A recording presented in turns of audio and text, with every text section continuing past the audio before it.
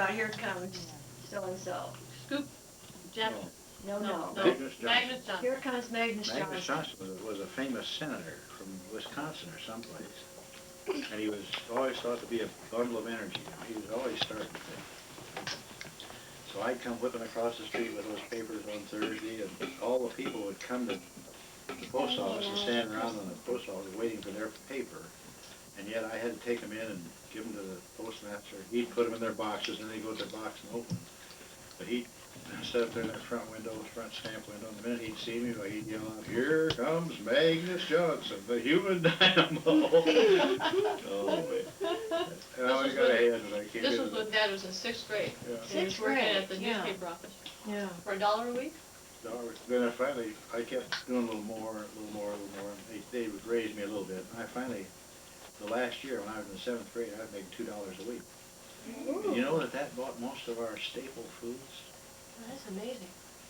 Mother would, we had a big garden, and she was an intensive farmer. My mother didn't. Now tell us about the garden and all the stuff that went on there. We had one place, we had one thing set aside for potatoes and corn. And my mother would plant the potatoes, she'd have us plant the potatoes, then we'd plant the corn in between the potato rows. And so we were getting corn and potatoes off the same bit of ground.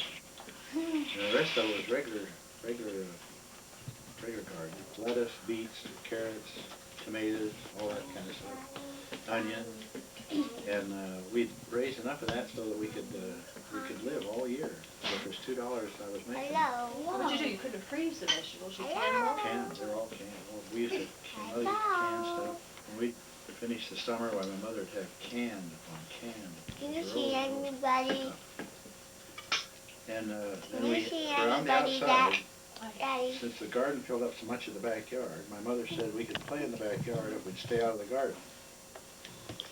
So there were about 5 or 6 kids in the neighborhood, and I built a set of roads all the way around the outside of that garden, and with bridges and everything else, filling stations, and you could come over and play on those roads if you made one round with a grader and graded them up each morning.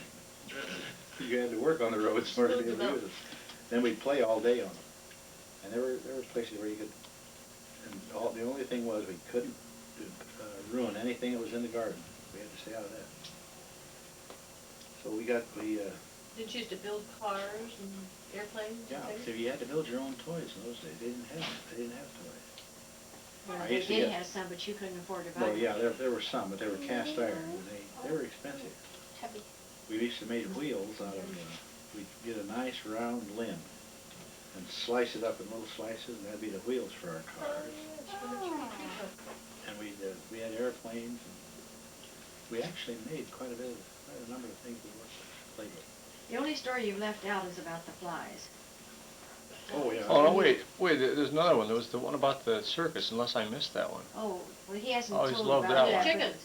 That's what I mean. The Oh, flies. that's a great one. I love that. Chickens in this The work. chickens and the flies in the circus. Well, the flies was the easiest one. One day we were trying to get the paper out, and there were a lot of flies in the office, and the boss's wife was the proofreader. And they were bothering her something awful, and she came out and said, "Will you come up here and swat these flies? I'll give you 10 cents a dozen for the flies as you swat them." So I went up there in the office, boy, and I was swatting flies and putting them in packages of 12 around there. I would get 10 cents for each one of those. 10 of those was a whole week's wage. If I could get 10 stacks of 12, that was a whole week's wages. Well, I was really ambitious. Go out and bring some in from the outside. You know? Well, her daughter came in and wanted to know, and I thought she was the prettiest thing I'd ever seen anyway. She was a lot older than I was, but I thought she was just my ideal of what a girl ought to be. And her mother wouldn't give her any money, and she wanted 20 cents. So she called me over to the side and said that if I'd go out in the back room and swat 2 dozen flies, would you sell them to Mother for a dime? Well, I would do anything for Dorothy, so I said, sure. It was dishonest, but I said, yes, I'll do it because it was Dorothy. So she went out and got 2 dozen flies, I stacked them up, got a dime for each one of them, gave them to Dorothy, and she left, and then she came back after when we were putting out the paper and handed me a cream puff. That was one of. The other one was about going to the circus. The circus came to our town once a summer, and we had an old bachelor who was a storekeeper, and he decided he would take all of his customers' kids to the show, to the circus. So he was inviting us all. And I worked in the printing shop, and I printed the handbills that were I'd put up around town advertising the circus. And the circus manager was so amazed to see a kid from the sixth grade in there making those handbills that he gave me a free ticket to the circus. So you got to come to the circus. Well, John came around and invited me to go with him, and I just said, "Oh, that's nice, John, but I thank you, but I have my own ticket." He said, "Oh, all right, okay." So I felt real great. See, all the other kids in town were going as John's guest, but I paid my own way in. I had a free ticket. So I got there early and sat on one side of the tent, and pretty soon here came John with about 50 kids coming through the door, and he had seats on the opposite side of the tent, and he saluted me when he came in.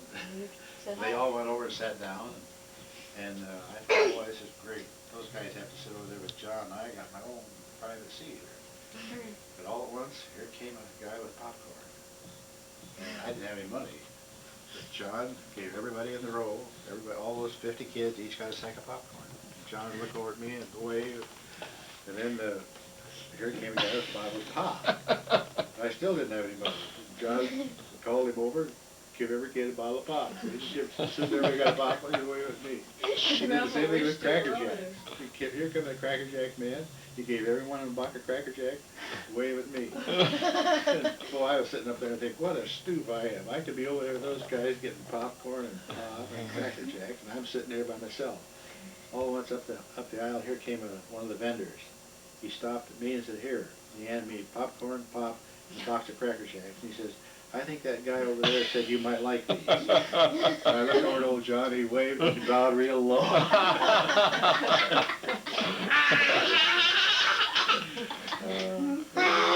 He was that kind of a guy. And there was our little theater. Our theater had a serial on it, Ruth Roland and the White Rider. And you could see one reel every week. So you'd see one reel, and it'd stop. And you'd have to back next week to see the next reel. And of course, we didn't have any money in our side of our family, and we were down fairly close to the store. In fact, the back of the store was along the side of our lot. And John knew we didn't have any money to go to the show. Wait, John was the manager of the He was store, the the owner of the He store? was the owner of the store, this old bachelor was it. And so every Saturday, about an hour before the show would start, he'd come to the back of his store and yell, "Hoppy, the chickens are out." And we'd look around, and sure enough, there'd be chickens in people's gardens out there. In those days, they put the chickens in a coop at the back of the store and left them live. You had to buy them alive. You didn't get them all cut up like they are now. Yeah. And so he'd say, "Get the chickens." So we'd all run out and run those chickens down all over the neighborhood and catch them and bring them back to him. And it never occurred to us at the time, but there were always the same number of chickens out that there were kids. And so each kid had a chicken. And we'd come give John the chicken, and he'd thank us and throw it in the coop. And he said, "Boy, I appreciate that." He said, "I think I ought to do something for you. How about going to the show today?" We said, "Oh, great, we'll go to the show." So he'd come to my office. He'd give each one of us a ticket. Well, this went on every week for about 12 weeks, I think it was that summer. And every Saturday we got to looking forward to it because we knew that we were hoping the chickens would get out today because there's a good episode coming up. Sure enough, the chickens would get out. And I got worried about this, and I went over and thought I ought to tell John that he ought to do something about the chicken coop. So I looked that chicken coop over, and there's no way those chickens could get out of there. But he apparently would, when we weren't around, he'd throw out 6 chickens, throw them out, and let them shoo them over into the garden, and then call us to come and get the chickens. He knew they didn't have any Turn in money, our so he chickens, was being nice. and we never missed an episode. Those things happened in a very small town that wouldn't happen anyplace Because else. people look out for other people. Yeah. Yeah. And he knew they wouldn't just accept charity, saying, "Here, have the tickets," so they got to earn their tickets. That was one thing my mother would never accept. As badly as we needed money, she would never accept charity. You had to work for it. Stop tickling me. Kai and I used to work for Stop gardeners in town. tickling me. No, you can't hear when you do that. It was a nice town to grow up in. And we thought we had a big hill out in front of our house. Stop It looked like a big tickling hill, me, but it was one of those. everybody. Yeah. We'd coast down that hill, and it went right down into town, so we had to be careful. We had to stop before we got to Main Street, or we'd go out into the street. And we did that for years, all the years I can remember. After about 4 or 5 years ago, I went down to Ashland to see what it was like. And I drove by the house where that hill was, and there was no hill there at all. It was absolutely flat. Well, there was a slight rise in there, but we thought we were little, see, we thought that was a big hill. It was enough to make us, we could coast without really having to push very much, but I always thought of that as a huge hill. But out there it was just almost flat. Things get sort of exaggerated when you're little. Marion, we should have someone else ask questions. Kathy was over here. Noah was next. Isn't Noah he? And already then Jack asked. and Randy. Noel already asked. So Noah, Yeah, he did. you have a question? Yes. Okay. Do you want to know anything about when Grandpa was a child like you? You asked me once. When were you a child like me? Or maybe what he did when he was a child. What did you do when you were almost like a child like me? 4 years old. You got it easy. You got 2 sisters that are older than you are. I had 5 sisters older than I was. Oh. And my main job was staying out of my sister's road. No, they were very good. We had there were about 6 kids in the neighborhood, and we were always playing baseball or hide and go seek or. But you couldn't play Okay. games like that when you were Noel's age at 4. Yeah, I know, just see about. if you can play it. Oh. Yeah, I could run very fast so nobody can get me when we're playing hide and go seek. Oh. You got older siblings. You Before tend I to was play- probably not playing things like that. It was a little later on in the game maybe, but we played baseball as far as I can remember. Kai was the best baseball player in the whole bunch. We had to stay we had a railroad man who stayed with us, and he would eat dinner with us on Sundays sometimes. And Mother would get the table all set and put a piece of pie at each place. This guy would get a knife and go around and measure the width of the pie. And he'd measure them all. He'd take the biggest piece and put it by his place. You Do should you have have not any, asked do you him a have any more question. questions, Noel? Yes. Yes, you do? What's your question? That for Grandpa. Oh, Grandpa, Yeah? What? when did you start loving pancakes? Pancakes? Who? You start loving Pancakes. pancakes? Pancakes? Boy, I don't know. I think I started that about the same time you did. That was when I you were liked little. pancakes as long as you liked pancakes. I was almost your size. Boy, I could eat almost as many as you could. My mother was a good pancake maker. So Did you ever have things? You got a chance to eat as many pancakes in your life as I did, because you started about the same time I did. Okay. Now, are you finished, Randy? I mean, Noel? Uh-uh. Because then it'll be Randy's turn after you. I got Jack's skipped. I got Well, skipped. I thought maybe since you were doing Well, that, you no, wanted you can to. talk. Oh, You I can chew gum and walk at the Okay. same time. Oh, you can? Yeah, I haven't tried in a long time, but I think I can. Have you finished, honey? Mm-mm. No? What else do you want to ask Grandpa? One more question. When did you start getting your kitty? When Getting did what? you get Kitty? your cat? Our When did you kitty? get your kitty? Your cat. When did Your you cat? get Winnie the Pooh?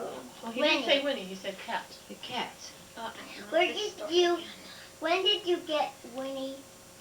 Winnie. We got Winnie In 17 years ago. 1970. 16 years ago.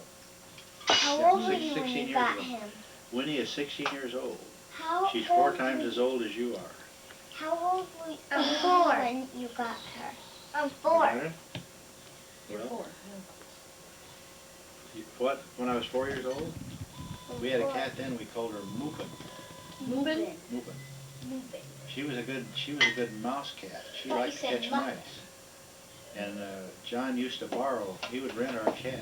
John, the sometimes. man who owns the grocery The store? man who owned the grocery store. He'd rent our cat for 25 cents a night.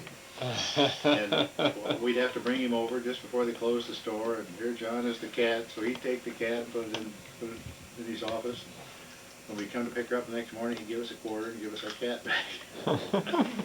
We weren't taking charity with it, Dad. Our cat was earning that money. Yeah, that was really money, that's right. Well, he was a nice person, He wasn't he? really was. Yeah. He really was. Was that John Scott? John Scott.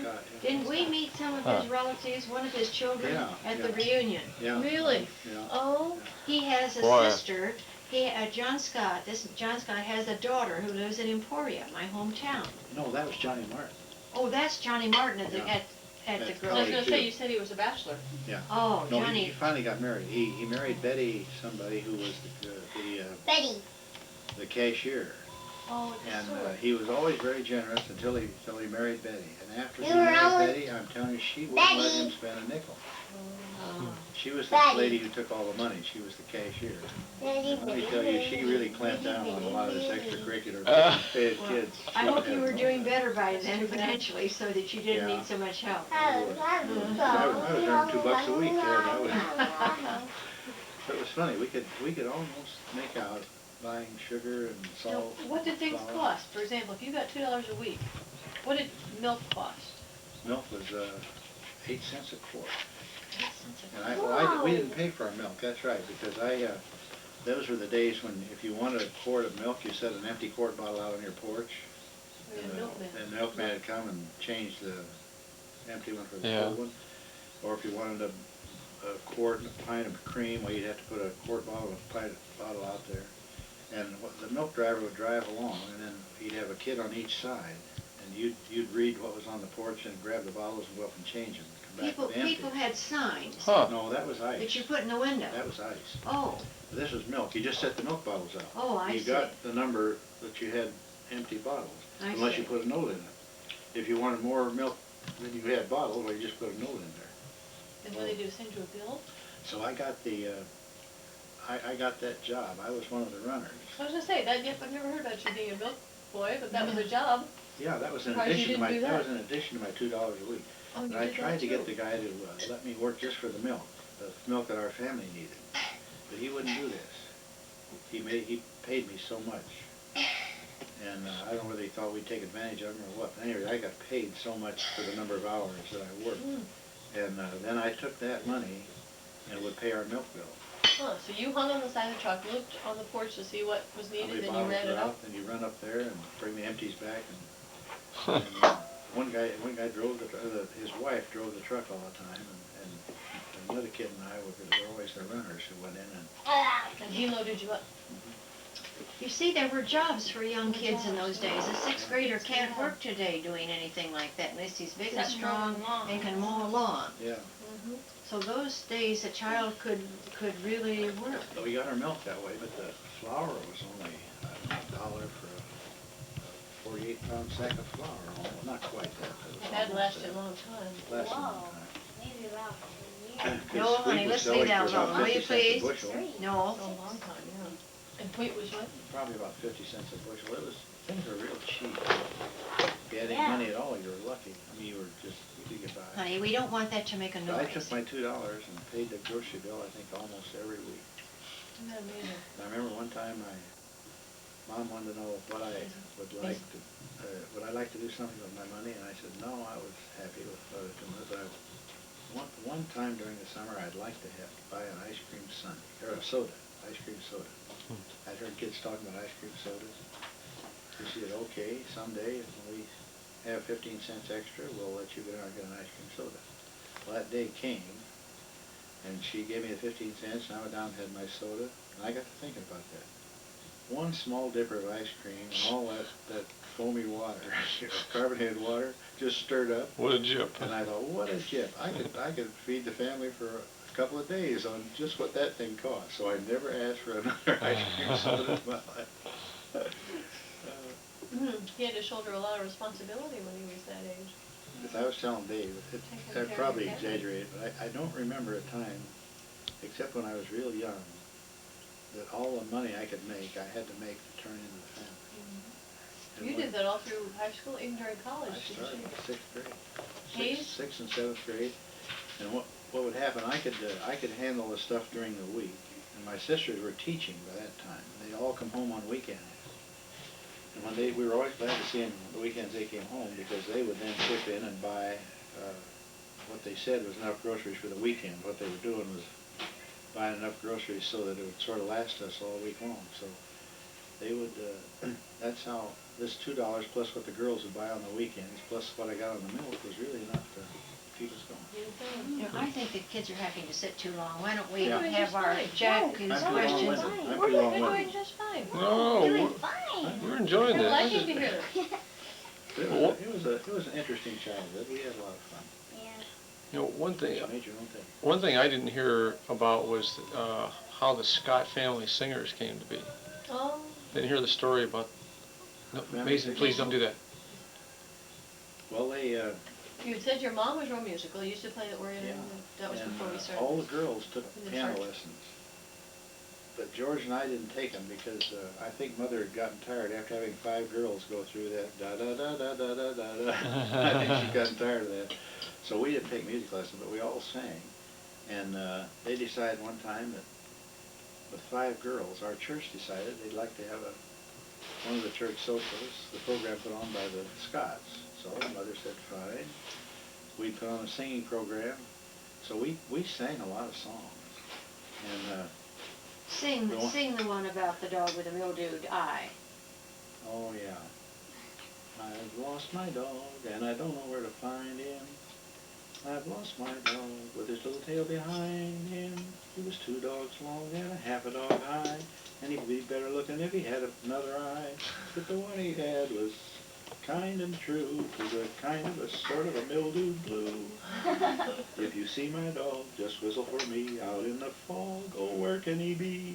You can tell him by the place where his tail used to be. Somebody bit it off, or else I guess they drove it in. Oh gosh, I think I've lost my dog. Well, we had songs like that. There's one that George and I never understood. Zingarella's apparently the gypsies. We were just little kids, so we sang the words. It was, we are merry, merry Zingarella's, happy as the day is long.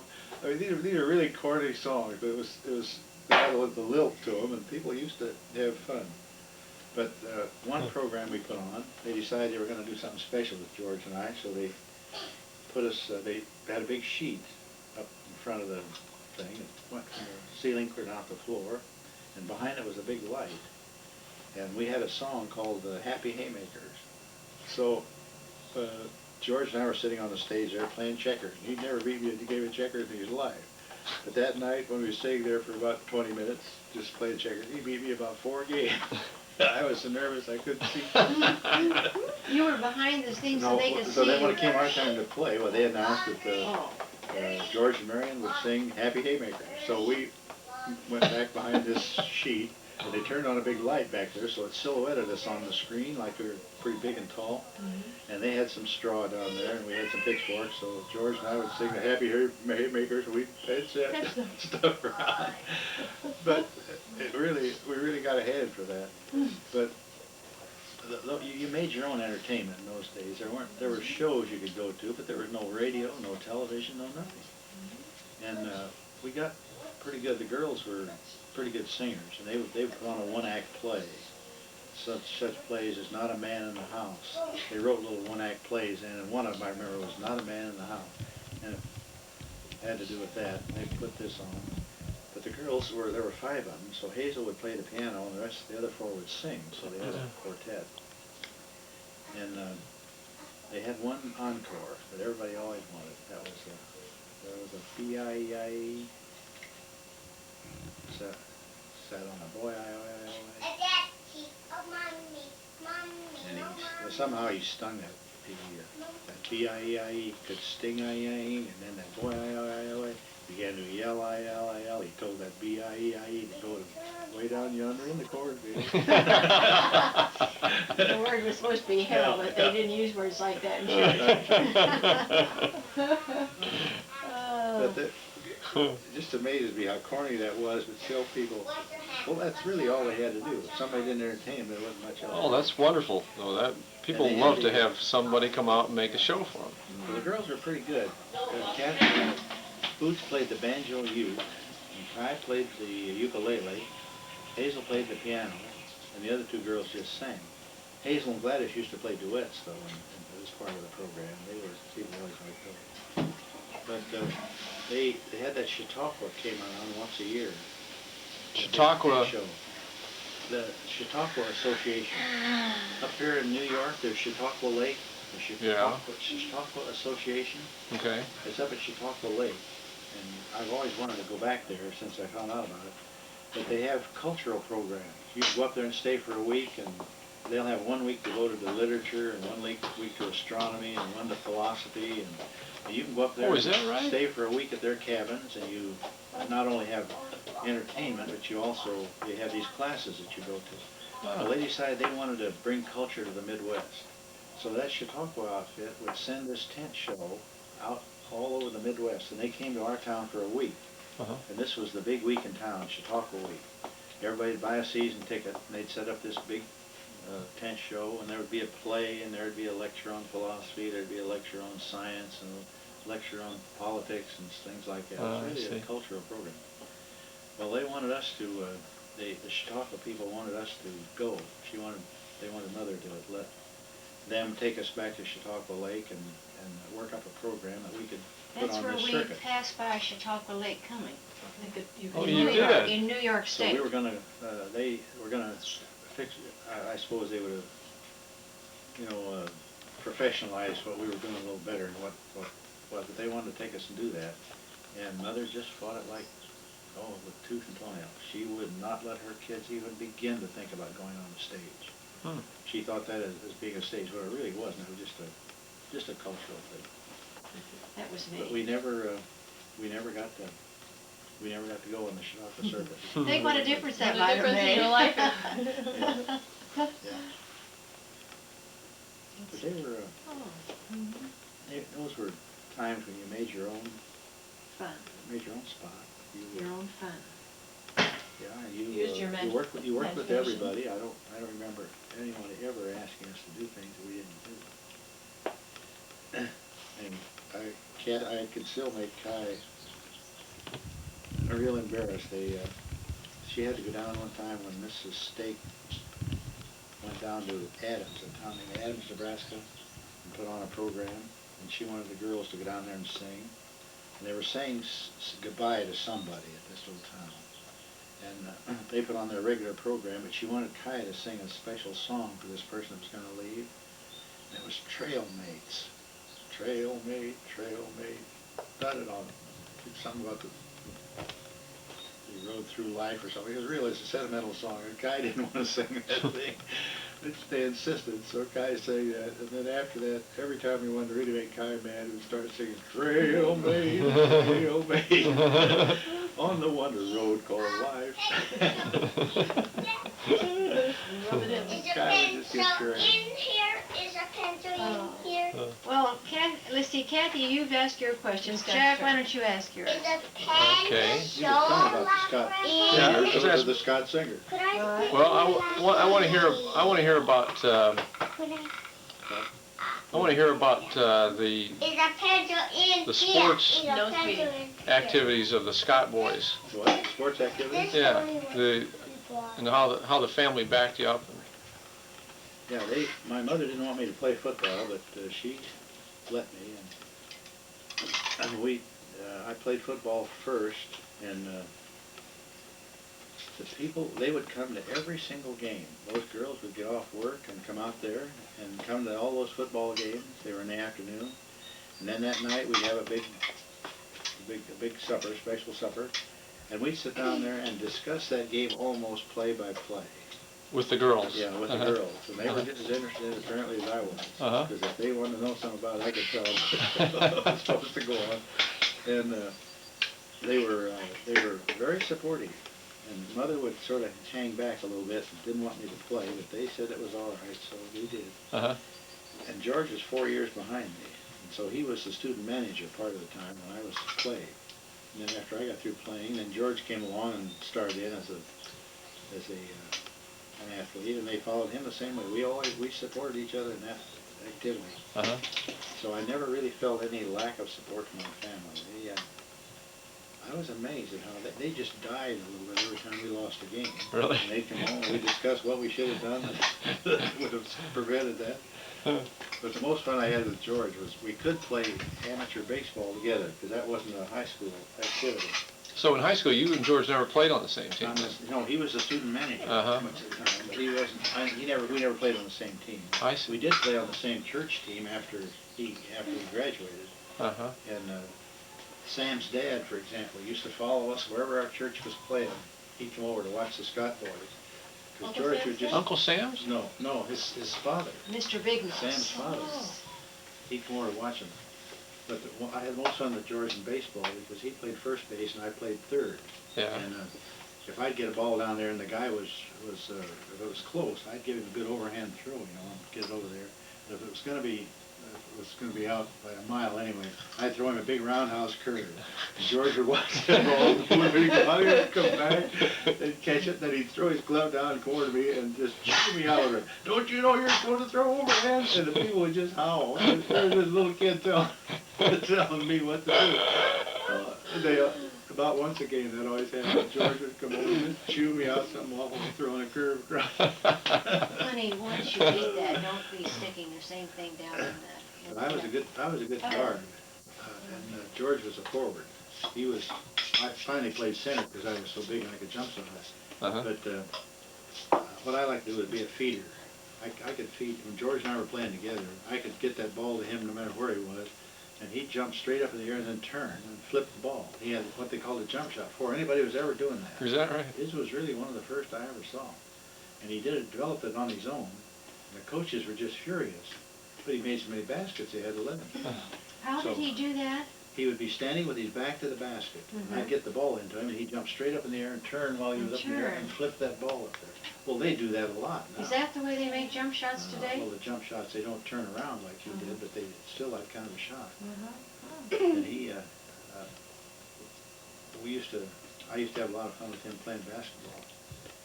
Because although we were 4 years apart, after he got out of high school, he was pretty much, we were pretty much equals by that time. He lettered too, didn't he, in basketball? George was the same, he did the same thing I did.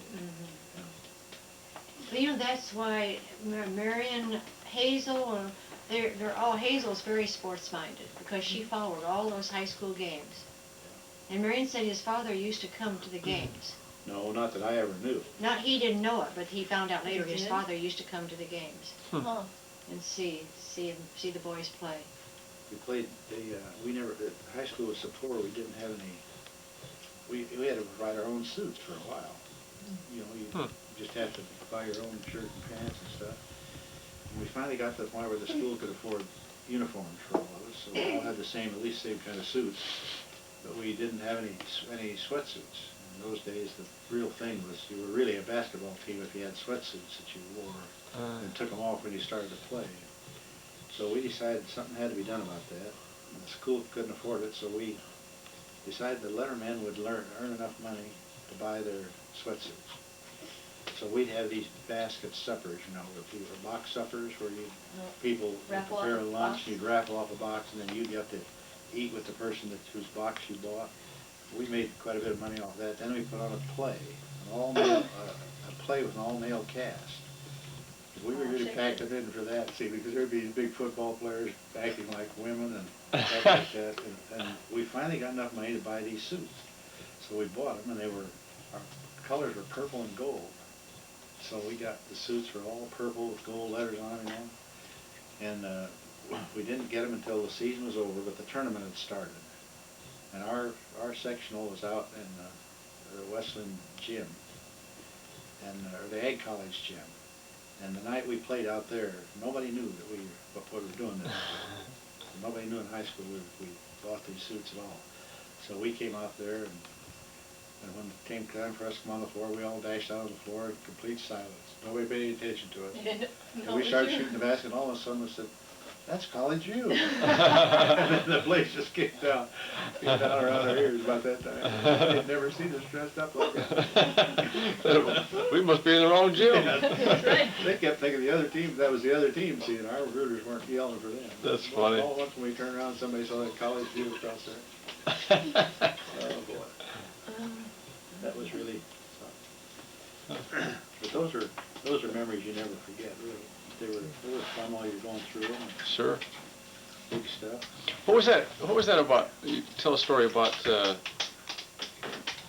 basement in the house that you lived in. Something about George. Oh, how the house was heated and Marion's job in the furnace. Yeah, with- I want to hear about yeah. this.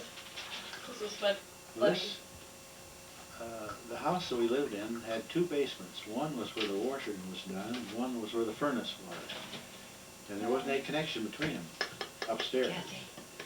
And we rented the front part of our house to make money, and so in order to fire the furnace, my dad dug a tunnel under the house, through the things, so that connected the two of them, so I could go from where we did the washing through this tunnel over to fire the furnace.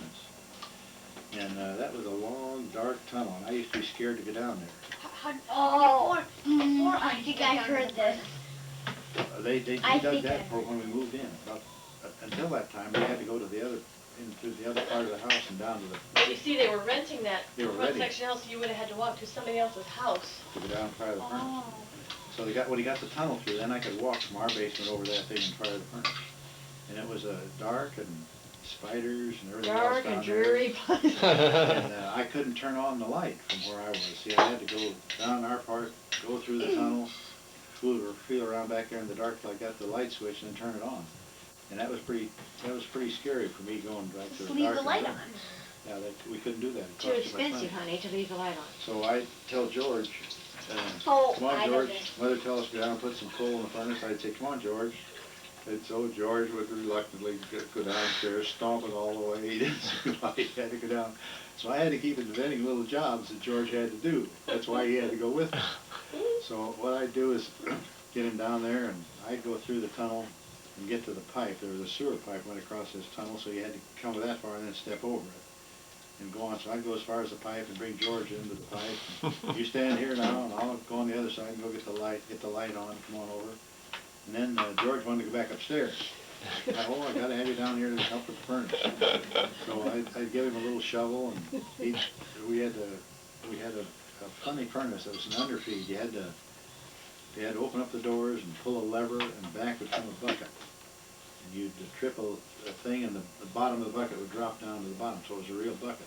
You'd fill that up with coal, you'd push this lever, and that would push it back up into the furnace. Then you had a lever, you had to go like this, which would work the bottom back up and push the coal up into the furnace. It was an odd furnace. I never saw one before or since. But at any rate, I got the idea that one nice job for George would be when I would work the coal up, he'd have to keep his finger on that ratchet so that the thing would keep flipping down. And all at once he discovered that thing would work without his pushing down on it. So he didn't think I didn't have a hard time getting it done. I said, it works part of the time by itself, and most of the time I gotta have somebody holding that down. So he'd get down there just complaining every minute of the day. He was down there, he couldn't understand this. So he'd sit down there and hold that thing while I'd work it up. And then before I could get the tools put away, he was zipping home again. And I'd have to turn off the light and go back through the dark, go back to that tunnel all by myself. But George could never understand why he had to go to the furnace. Whose is this? I just don't understand why they didn't grab their flashlight and go through there. They We didn't have a I don't flashlight. suppose they had Oh, one. they didn't have flashlights? A flashlight, we had candles. The mother wouldn't let us take a candle down to the basement. Yeah, see, a lot of things that we take for granted today, aren't there? People didn't have, Hey, you cutting up my stuff? yeah. That's all right. What did he cut? Well, isn't it, now, do you have another question Yeah, I now? do. I have another question here. Okay. I have a What simple is it? question. Well, you know, one thing that I Randy have... has a question too. Oh, okay, go ahead, Randy. Okay, can you tell us about your cats? Our cats? Yeah. Our cats? Our Yeah. cats, you Yeah. mean, our cats Yeah. at 1500 North Grant and on Meridian. We first had a cat named Muffin. And she had so many There's a dog. cats. There's a dog. It just seemed to me like every time we Um, get rid of one bunch of there's a cats, dog Muffin would have another bunch of cats. And we had to move 3 times because we filled up one neighborhood with cats and we moved and we filled that neighborhood with cats and finally we had to move 3 Noah. times Noah. before Muffin finally got distemper and died. We didn't have cats to give away. We got her when Kathy was 3 months old. She was a fighter. I'd fight with her. I'd take my fist like this, you know, and and she would just fight and grab that hand and kick her with, grab her with the front legs and kick it with the back legs, like they do. Yeah. My Emily teacher that has a dog named Muffin. Does she? That's a good name. That's a good name. We had, I guess we called it Muffin because David could David say could say M's. muffin. David He could say muffin. M's. Muffin. Well, this cat was strictly my cat. No, She honey. didn't have much to do with anybody else, but she was my cat, and I'd play with her. And then Grandma Cooper came, and Muffin would hide behind the plate. A door, behind a Grandma door. Cooper was absolutely scared to death because she'd start to walk someplace, and the cat would jump out behind the door and Just scare her attack to pieces. She was really some cat, but she finally got this temper, and she, one time, we had a dog named Mickey, and he got David ticks. was 6 when we got Mickey. And Kathy was 3. We got Muffin and Mickey about the same time. And It's company for one another. Mickey got ticks on him, and the vet said to buy some kind of stuff that would would put it in a tub of water and duck him, soak him good with it, and the ticks would, it was poison, and the tick would Drop off. drop off. And when he comes out, then he just shakes himself dry and sit out in the sun till he got dry. Well, Watch I that. thought, that's good for Mickey, it ought to be good for the cat, too. So I took Muffin and dumped her in this also, thinking maybe she might have some ticks on her. But what I didn't realize was that the cats don't shake themselves dry. They come out and lick themselves dry. Oh. And she licked all that poison stuff. You don't remember that? I do remember that now. And it made her really, she couldn't walk straight. She'd walk, everything was jerky. Oh my. Everything was just jerky, and she just had practically no control. But she would just jerk around, and so we took her right away to the vet. I took her to the vet's, and he somehow sedated her and got rid of some of that poison and gave her some stuff to counteract it. And she came out of it all right. He said she lost 8 of her 9 Now, he lives. said, if that cat has 9 lives, she's lost 8 of them already. But it was just funny, when she'd walk, she just, all of her motions were jerky. And she could walk very, very unsteadily, but she was just very jerky, all her motions. I thought sure the cat was gone. But she lived for a good long while. Finally, after her last set of kittens, she got distemper or something and died, and we lost her. What's a temper? Honey, just leave that thing, all those things over Disease there. of some kind. I don't really know what it is, except the cats can't stand it. Well, we better stop. I'm taking all your time. Oh, Jack didn't oh, finish wait. his No, I got another question. I don't believe I remember how you and Lucille came to meet each other. Well, we did that last night. I was on that tape. Was it on that That was tape? on the tape last You night. mean when I was You sleeping? were sleeping through that. I slept through that? You were sleeping through that. The only thing that I was thinking today, it would have been rather nice to have Marion started from then on, after we got married, his Yeah. professional career, and That where would be- David and Kathy were born. That was my next question. And The only thing she didn't tell was when my sister Boots lived in North Platte when you were teaching there. Oh, Helen records. Owen was there also. Where And we knew Helen, of course, but and one time, yeah. Huh? where do you be? I'll tell you in A just a little minute. while. I'm going to quit here in just a minute. I'm going to quit here in just a minute. Okay? Okay. You will wait just a second. Oh, thank you. Thank you. Well, I went out to see, I had to go out to North Platte when they were building the viaduct. I had designed it, and I gave them the diagrams. It was a peculiar bridge, and you couldn't just start at one end and pour the floor all the way across. You had to pour the floor in this spot, and in this spot, and in this spot. Okay, thank you, thank you. Oop. And they were scared of the thing, and they wanted somebody out there who knew how to do something if the thing didn't work out. Because every time you pour one thing, things would deflect. And I had a picture of what would happen each time they poured a piece. And they wanted to know what would happen if something didn't come back like it was supposed to. They were afraid that the floor, when it got done, might be bumpy or something like this. So I had to go out there and stay about a week. I stayed with Boots, because she and Ralph lived out there then. And she was showing me some pictures she'd taken of a picnic that she'd gone with on a bunch of high school girls. And there was pictures in teachers, there. high school teachers. High school teachers. I said, who's that? And Boots says, let me fix you up. I said, absolutely no. Oh, what do you know? And then that's how Helen, the minute Lucille came in to Lincoln that one time from the spring vacation, when I was home on spring vacation, Helen says, I always wanted to fix you up with that girl that you pointed out in that picture. And that's how it started. I'll be darned. Then she told about how it happened. She said, now you take her to the train. So I got that arranged she was reluctant, but she Duress? finally decided to go, and Helen said, you shouldn't just take her to the train, you should take her down and have dinner with her before you take her to the train. So I called her up, oh, no, and finally I guess Helen picked her again. Lois kicked her on the other end, and she finally accepted. I was a happy librarian.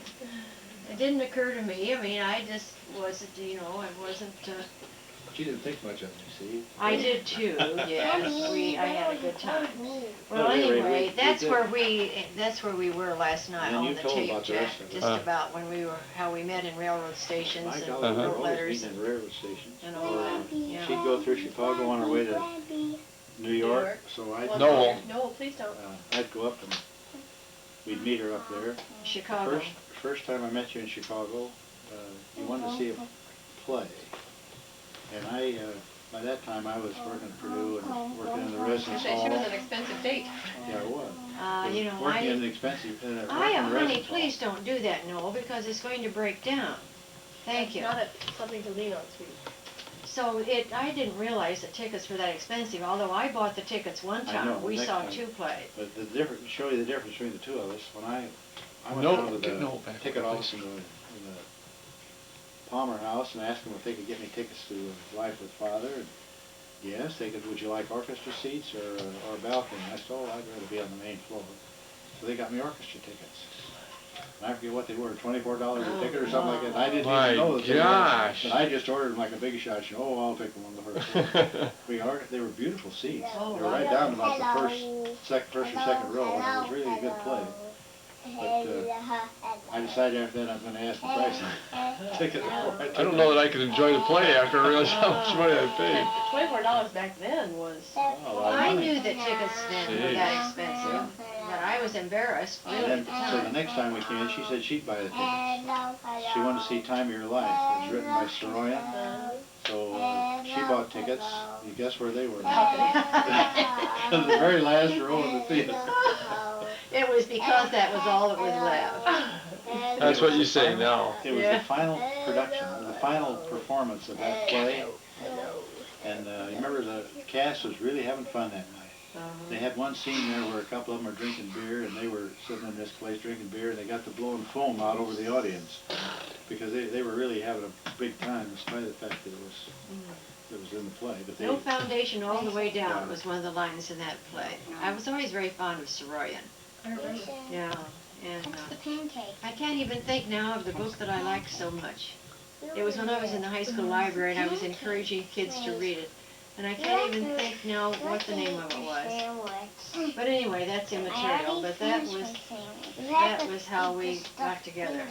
I Meeting hope in, I hope to take her down there. In those days, you couldn't, if you were married, you couldn't teach. Yes, because that's So I had to go No, to Panama. no, to shoot. excuse me. gave me. Excuse me, we cannot hear Grandpa when you're yapping. Please be quiet until he You gets want to get these finished. dominoes all set up in there, and I'll be right in? Okay. Okay. Why do you have that? Those homes right there. I don't know. Pimples, Maybe I like did we get pimples. no, he's had that all his a little life. mole. Yeah. Yeah, you couldn't, when I went down, you couldn't bring a dependent down until he was in there 6 months.